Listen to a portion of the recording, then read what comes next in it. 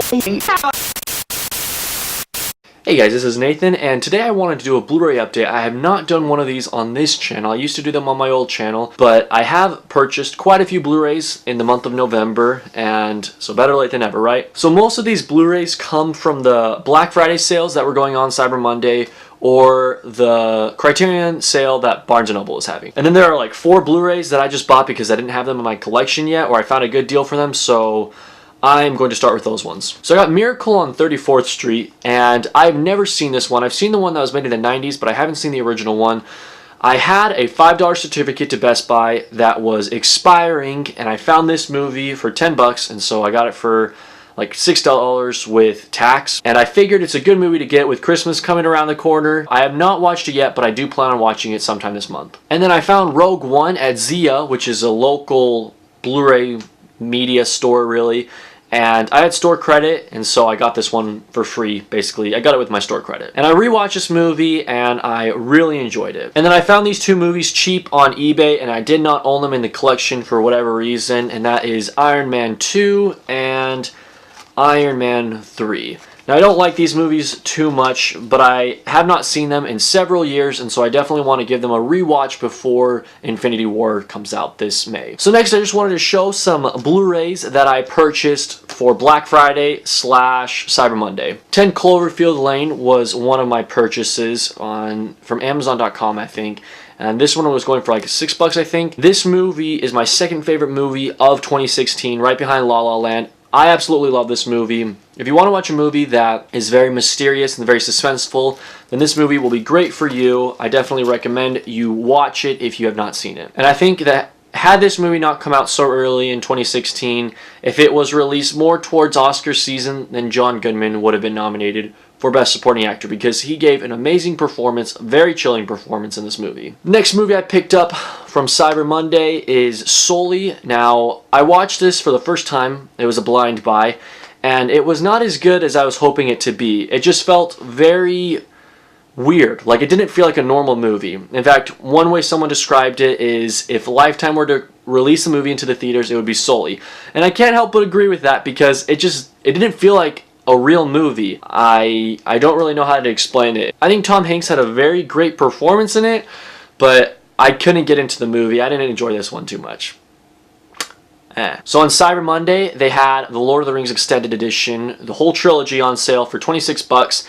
And I do not own the extended versions. In fact, I've never even seen the extended versions. And I am a fan of the Lord of the Rings trilogy, and so I definitely want to check these out. I'd say out of all the Lord of the Rings movies, Return of the King is probably my favorite. This next movie was on sale for like $4 during Black Friday, and that is Batman v Superman: Dawn of Justice. This movie is an enjoyable movie because you see Batman and Superman. To me, I like watching it for the fun factor. The moments that we do see Batman and Superman fight are pretty sweet. I also like watching it because I think it is pretty stupid, and so it's just an enjoyable watch. Like, it's almost one of those movies that are so good because it's so bad. Jesse Eisenberg is a great actor normally, but he was not a good Lex Luthor in this movie. But with that being said, I love watching it because he's so bad, and so it's just like entertaining to watch how bad he is. Like, he has that weird fidgeting and that weird stutter in the movie. He's trying too hard to be what Lex Luthor is not, I feel. Since he overdid it, it's like a hilarious performance, and it's not even intended to be. But I really enjoyed it because it's so bad. But overall, this movie, it's not like amazing, but I enjoy it because of the cheesy parts in it. Yeah. Martha, Martha, Martha. It's all about Martha. Now I want to talk about 4 Criterions that I picked up. This is kind of my pride in my collection. I love my Criterions. I don't have a lot of them. In fact, you can see right here, I have 1, 2, 3, 4, 5, 6, 7, 8, 9. And then with the addition of these 4, I have 9 plus 4 is 13. I can do math. I'm just going to go in order of which ones I watched. The first one that I watched out of the 4 Criterions I picked up in November was Vampire. And I hope that I'm pronouncing that correctly because it is a foreign language film. I don't know if I'm pronouncing that correctly. But nonetheless, it is from 1932 with a runtime of 73 minutes. And while it is a foreign language film, I'd say it is more of a silent film. In fact, the director, I was reading some trivia on this movie, and the director purposely tried to have as little dialogue as possible so that it could be understandable for multiple countries. And so while watching it, while the spoken dialogue is German, I believe.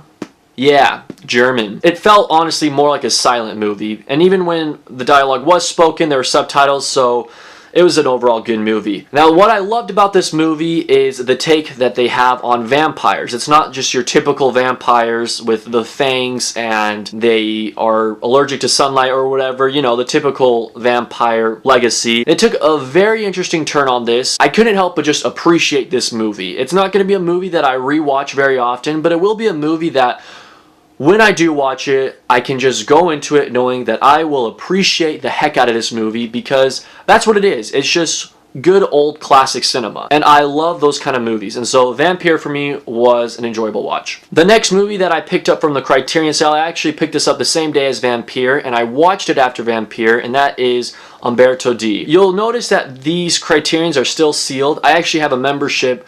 Well, my friend and I have a membership on filmstruck.com, and basically it gives you access to watch Criterions, and you pay like a monthly fee of $7 or $8 or $9 or $10. I should really find that out. You pay that much money each month, but you have access to a whole library of Criterion films. Vampire and Umberto D was part of that library, and so I just checked it out on Filmstruck.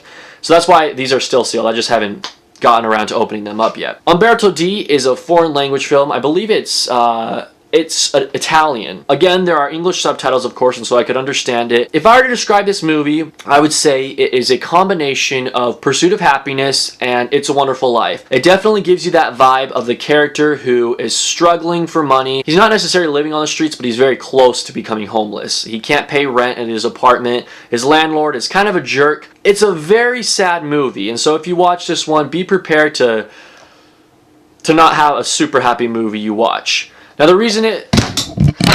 Opa! So what I was saying before that movie rudely flew out of my hand, the reason it reminds me of It's a Wonderful Life is it does have a happy ending, I will say that. And It's a Wonderful Life, let's face it, has like the happiest ending of any movie ever. And so that's why it reminded me of It's a Wonderful Life, but combine Pursuit of Happiness and Wonderful Life, and that's what gives you Umberto D. It's kind of like Vampire, where I won't be watching it very often, but I do appreciate it because it's just classic cinema that had a very good story, had good performances, and it was honestly the first like full-length foreign language film I've ever seen, because Vampire technically was the first one I've seen, but it was more of a silent film, so this is the first official, like, full-out dialogue, foreign language film I saw. The next one I purchased solely off of very good reviews on IMDb, and it just sounded so intriguing. I was just so curious of what this movie was like, and that is The Night of the Hunter. I like this one a little bit more than Umberto D and Vampire. This one is in English,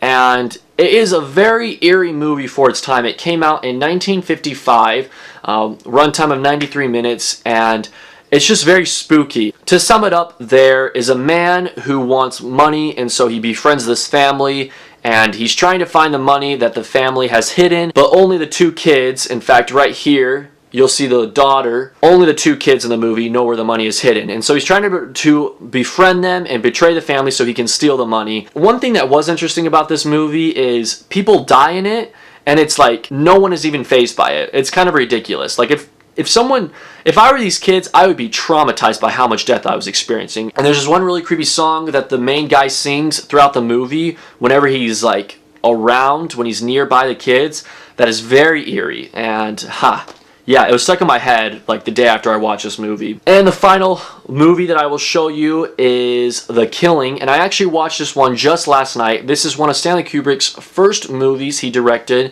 And honestly, of the 4 Criterions that I picked up in the month of November, this one has to take the place for my favorite one. It is a great heist movie. In fact, one of the earliest heist movies I've seen. Now obviously, the best part of any heist movie is when they're actually executing the heist.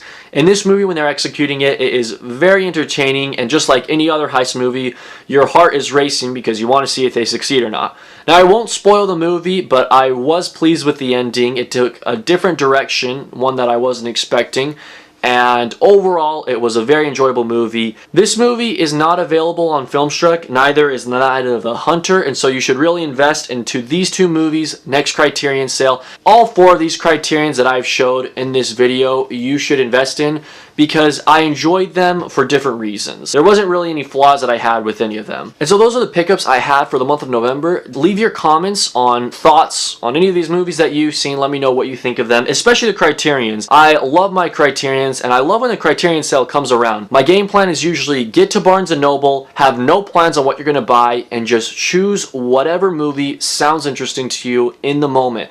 That's what I like doing with Criterions. In fact, I normally am not a big fan of blind buys, except if it's a movie about Tom Hanks landing a plane in the Hudson River. But I feel like when it comes to Criterions, I have to blind buy them. It makes the experience so much more fun, and then when you do watch it, you can see it on your shelf and you just appreciate that you have some classical cinema on your shelf. That sounds really corny, but it's true. And if there are any recommendations you guys have for me to purchase on the next Criterion sale, also comment that below because I'm curious what you guys are into. Yep, I will see you guys later.